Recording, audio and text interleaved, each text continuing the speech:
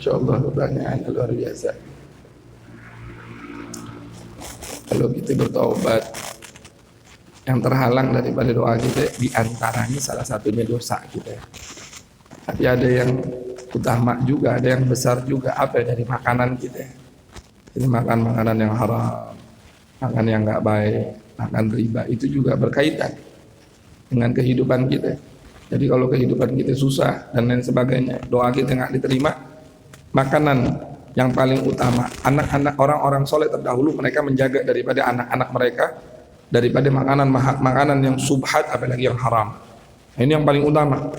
Karena kenapa? Sumbernya itu menjadi darah daging. Kalau yang masuk daripada perbuatan ataupun dari uang ataupun dari makanan yang haram, maka dia menjadi daging. Ini yang paling utama. Kenapa banyak bermaksiat? Dikarenakan makanan. Nah, makanya perhatiin makanan kita. Bukan cuma sehat doang. Banyak orang kan maunya sehat aja. Wah, buahnya kalau ini ya, empat sehat lima sempurna, susunya. Perhatiin dari sumber pencariannya itu harus benar-benar diperhatiin. Dari rezeki yang halal. Alhamdulillah makan nasi, nasinya halal. Iya, nasinya halal. Duitnya boleh ngerampok. Duitnya boleh nyolong, nasinya jadi haram. Perhatiin yang itu. Yang pertama. Dan diantaranya juga kita nggak bahas itu. Diantaranya juga daripada dosa-dosa kita. Nah, sebaik-baiknya orang yang berdosa adalah orang yang bertobat. Tapi bertobat, dosa lagi, bertobat, dosa lagi. Apa nggak mainin? Kita fahamin dulu maknanya orang-orang yang bertobat. Nah, kalau bertobat itu bagaimana? Makanya kan tobat ada dua, ada tobat nasuha, ada tobat sambal. Kalau tobat sambal, yaitu yang di dalam kategori mempermainkan. Tapi kalau dia nasuha, dia benar-benar bersungguh-sungguh. Yang namanya tobat, dia menyadari dulu kesalahannya dia. Dia sadar, dia tahu Anda punya dosa ini. Udah sadar, dia minta maaf. Sama siapa? Sama Allah. Nah, ketika dia minta maaf, apa cukup? Dia sadar, dia minta maaf sama Allah. Tapi kelar gitu? Enggak. Harus ada apa? Harus ada keinginan yang kuat. Janji. Jangan sampai kita ngelakuin daripada perbuatan maksiat tersebut. Dan ada apa? Ada kekuatan sekuat tenaga dikerahin untuk kita jangan sampai melakukan daripada maksiat tersebut. Nah, kalau definisi daripada tobat seperti ini, andai kata dia terjerumus lagi, dia tobat lagi, ini nggak dipermasalahin. Kecuali yang cuma sampai, ya udah minta maaf, besok aneh tobat lagi. Besok aneh ngelakuin maksiat, besok aneh tobat lagi. Terus dilakuin daripada tobat dengan sebenar-benarnya tobat. Jadi kalau ketika kita udah berusaha, namanya manusia ini nggak sempurna. Ketika kalau malaikat jangan ditanya, disuruh sujud sampai yaumul qiyamah. Manusia ini banyak, ada hawa nafsunya, ada godaan syaitan dan lain sebagainya. Nah, makanya dia terjerumus dosa. Ketika dia udah bersungguh-sungguh, Allah udah tahu ini orang bener-bener, tetapi dia kagak kuat juga. Nah, kembali sehingga apa? Meminimalisir daripada dosa kita. Andai kata dosanya banyak, tapi dia udah tobat. Yang tadinya 10 andai kata lakuin daripada maksiat 10 perkara. Karena benar-benar bersungguh pasti berkurang dari 10. Tapi masih ada ngelakuin daripada, padahal dia udah benar-benar kepengen ninggalin semuanya. Berkurang. Manusia memang tempatnya dosa. Nah, makanya kita kembali taubat. Jangan pernah bosan istighfar. Jangan pernah bosan minta ampun. Ketika kita istighfar, lucu kagak ada orang nih bikin kesel kita. Nih logika kita aja nih. Orang bikin kesel sama kita. Itu udah kesel setengah mati sama dia. Terus dia datang, maafin gue, enak kagak? Sakit hatinya belum hilang, dengan mudahnya ente begitu. Tapi kalau dia datang benar-benar apa nangis, ya Allah, ane minta maaf ya, ane salah ente. Ada rasa iba. Begitu juga Allah, Ghafurur Rahim.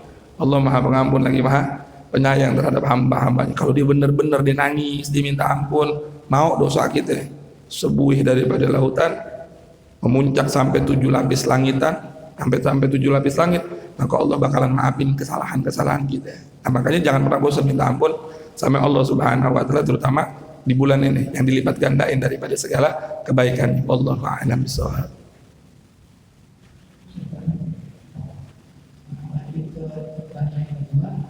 Assalamualaikum warahmatullahi wabarakatuh. Waalaikumsalam warahmatullahi wabarakatuh. Apakah mau bertanya, akhir-akhir ini sering ingat semalam, tapi harus pulang mengalami sendiri. Apakah itu sama juga seperti menentukan malam-malam di bulan Ramadan, tapi tidak berjamaah jadinya sholatnya sendirian? Terima kasih. Assalamualaikum warahmatullahi wabarakatuh. Waalaikumsalam warahmatullahi wabarakatuh. Iya, terutama buat perempuan. Sholat berjamaah sendiri itu berjamaah. Kalau dilihat Nabi sholat berjamaah itu cuma 3 hari Ramadan. Selebihnya Nabi sholat sendiri. Di zaman Sayyidina Umar Ibn Khattab baru dikumpulin semuanya berjamaah sampai kayak yang sekarang. Perempuan ya afdol di rumah. Dia bisa berjamaah sama saudara perempuannya ataupun sama ibunya. Masalah. Dia sendiri itu juga udah ngehidupin malam. Yang namanya ngehidupin malam, kita nggak bermaksiat. Itu yang pertama. Maksudnya malam-malam Ramadan jangan kita bermaksiat. Maksiat mata kita, maksiat tangan kita, maksiat pendengaran kita. Itu tahan segala perbuatan daripada bermaksiat. Udah cakep belum begitu? Dia kagak ibadah, udah cakep. Jangan maksiat dulu. Yang kedua apa? Hal-hal yang ringan seperti tadi. Apalagi dihidupin dengan tarawih. Salat malam, baca Quran, istighfar, zikir dan lain sebagainya. Itu udah menghidupin daripada malam di bulan Ramadan. Nah, jadi subhanallah kita dikasih kemudahan sama Allah. Udah paling enak kita jadi umat Rasulullah. Iya, sampai kalau boleh cerita Nabi Musa ketika dikasih tahu ini kabar ini udah dikasih tahu sampai Nabi Musa. Maksudnya ada satu umat Nabi terakhir Nabi Muhammad kita ini udah ceritain sama Allah. Dia punya satu bulan mulia, bulan Ramadan. Malamnya ada malam Lailatul Qadar. Pahalanya yang sunnah dilipatin jadi yang wajib dilipat gandain sama Allah. Dan Allah kasih kebaikan-kebaikan di dalamnya dan lain sebagainya. Nabi Musa ngedengar daripada kemuliaan nikmat tersebut untuk kita nih umatnya Nabi Muhammad. Maka Nabi Musa minta sama Allah, ya Allah jadiin umat tersebut umatku dengan kemuliaannya. Yang kayak begini kita ini diminta sama Nabi Musa buat jadi umatnya, buat jadi Bani Israel. Untung gak dikabulin ya kagak. Kalau kita jadi atau bisa jadi pengikut Fir'aun untuk bila mentalik. Diminta. Karena kenapa? Umat ini nih, umatnya Rasulullah punya kemuliaan. Ya Allah jadiin umat tersebut dengan kemuliaannya menjadi umatku. Kata Allah enggak. Itu untuk umatnya, untuk Muhammad, untuk Nabi Muhammad sallallahu alaihi wasallam. Sampai Nabi Musa bilang, ya Allah kalau nggak boleh umatnya dengan kemuliaannya menjadi umatku, maka jadikan aku umatnya Nabi Muhammad sallallahu alaihi wasallam. Nabi Musa dengan kemuliaannya, dengan mukjizat yang Allah berikan, bisa ngebelah lautan dengan tongkatnya, bisa ngetok batu keluar daripada air. Luar biasa daripada Rasul ulul azmi pengen jadi umatnya Nabi Muhammad ketika tahu kemuliaan umatnya baginda Rasulullah sallallahu alaihi wasallam terutama di dalam bulan Ramadan. Makanya jangan kita sia-siain. Sekecil apapun amal daripada umat Nabi Muhammad, maka itu besar di matanya Allah Subhanahu wa taala karena kita umat yang dicintain karena Allah cinta sama Rasulullah, Allah cinta juga daripada umatnya baginda Nabi besar Muhammad sallallahu alaihi wasallam. Wallahu a'lam bishawab.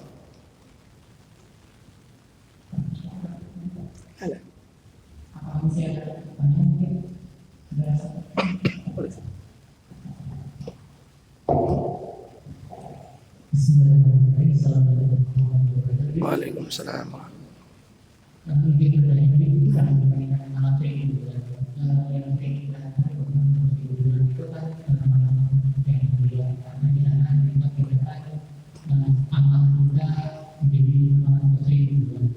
Yang kita tanyakan justru kebalikannya.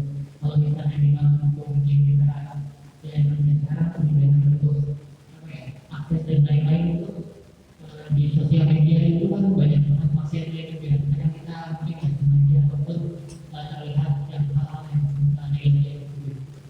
Kalau misalnya itu terjadi di malam bulan, apalagi artinya kita juga dapat dosa ya. Dan dengan saya Masya Allah, luar biasa. Serem juga pertanyaannya. Apalagi kalau dikasih. Makanya kalau malam 1000 bulan itu dikhususin untuk orang-orang yang memang hidupin malam 1000 bulan itu bonus. Subhanallah, kita punya Allah Ar-Rahman Ar-Rahim. Kita punya Tuhan Allah yang maha berkasih dan maha penyayang. Kalau orang dia punya kekuatan untuk dia taat kepada Allah, dia niat kencang niatnya, dia belum ngelakuin daripada perbuatannya, bisa jadi diterima dan diberi catatan amal ibadah sama Allah Subhanahu wa taala. Tapi sebaliknya, orang udah niat nih lebaran nih pada pulang kampung, rumah no enak noh, kita rampok nih. Ya kagak ada orang udah niat pengen ngerampok. Dicatat belum. Sampai dilakuin. daripada niat tersebut. Nah, begitu juga berbicara daripada malam Lailatul Qadar. Malam Lailatul Qadar ini berbicara bonus dari Allah Subhanahu wa taala buat orang-orang yang dipilih sama Allah yang hidupin malam Lailatul Qadar. Jadi yang ngidupin dia kagak ngedapetin. Yang ngelakuin maksiat di dalam malam tersebut, uang dia kagak ngedapetin bonusnya. Dia nggak ngedapetin daripada kemuliaannya. Cuman ngerugi orang yang bermaksiat di dalam bulan Ramadan, bukan cuma di malam Lailatul Qadar.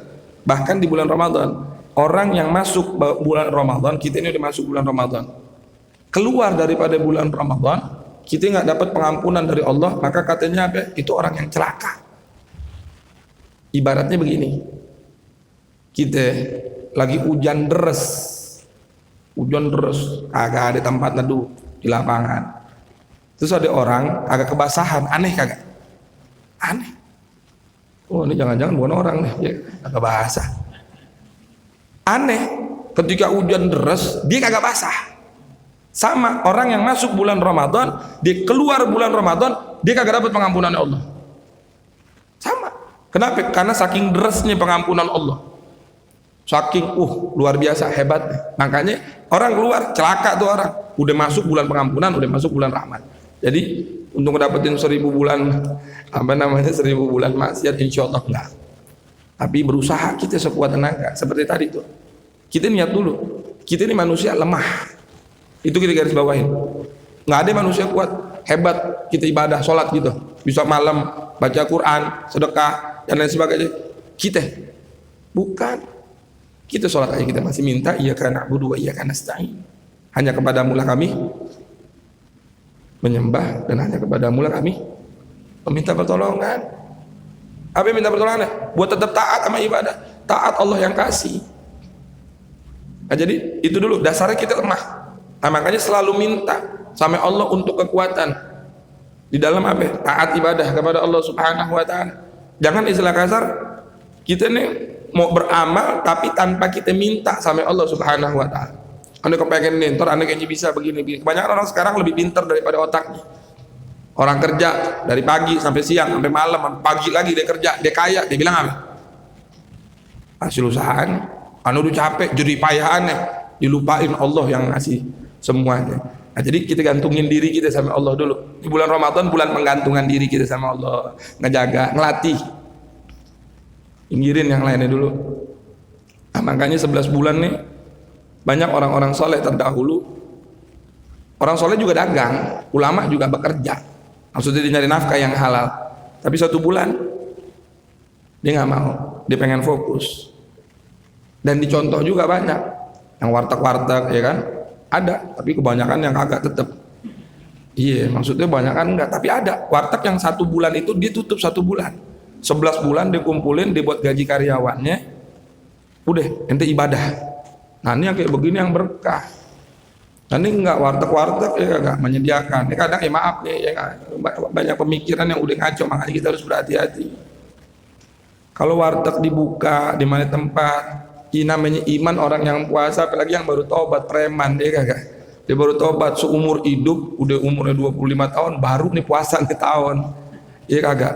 Lihat warteg buka, ada es bunyi lentang-lenting, ada keringetnya. Lemah. Dan jadi yang baik bagaimana? Tutup. Bukannya kapan? Ntar 4:30. Preman yang baru tobat, yang baru seumur hidup dia puasa, 4:30 mau batal, insya Allah nggak jadi. Gila, gue tahanin dari pagi 4:30 masa udah dibatalin. Jadi ada pengaruhnya. Nah, makanya mudah-mudahan pedagang-pedagangannya selalu doain. Mudah-mudahan pedagang-pedagang dikasih taufik hidayah sama Allah. Yang Islam dia biar bisa 1 bulanan ini, mungkin ada kerabat saudara kita yang di sini kasih tahu, ente siapin, tabungin gaji karyawan ente, THR-nya apa, biarin. Kadang kita hitung-hitungan kan, dia kagak kerja aneh gaji, dia kagak kerja aneh kasih THR. Jangan, kita ngehormatin bulan Ramadan, kita muliain dan kita berdakwah dengan harta kita untuk orang bisa taat ibadah, bisa tenang ibadah di dalam bulan Ramadan. Allah bakalan kasih keberkahan yang begitu banyak buat kita. Jadi jangan pernah hitung-hitungan sampai Allah. Nah, makanya mudah-mudahan Allah kasih pedagang-pedagang yang muslim kesadaran masuk bulan Ramadan dengan dari hatinya.